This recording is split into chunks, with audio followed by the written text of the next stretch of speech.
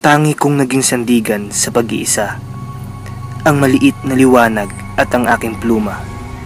Ang bawat salita ay puro patama sa baluktot na pamamahala, mga maling paratang sa aking mga kababayan, at sa relihiyong katakot-takot ang mga kamalian. Crispin!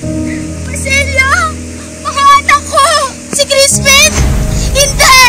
Hindi magnanakaw ang anak ko! Crispin! Marcelo!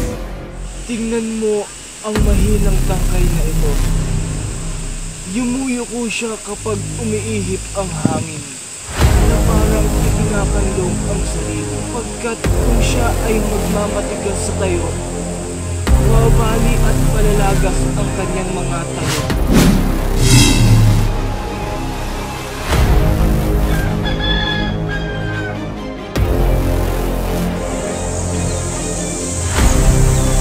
Mahal ko ang aking bahay, pagkat utang ko rito at magiging utang ko pa ang aking bahay.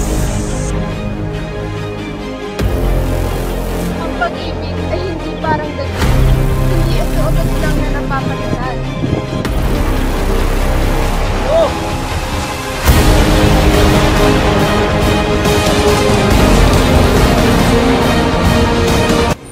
Ako'y mamamatay, hindi man lamang nakita ang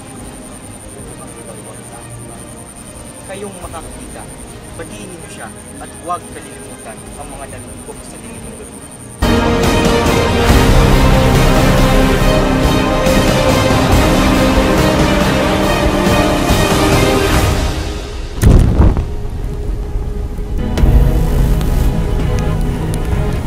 Ang aking panulat ang magsisilbing bibig sa hinaing ng aking mahal na bayan.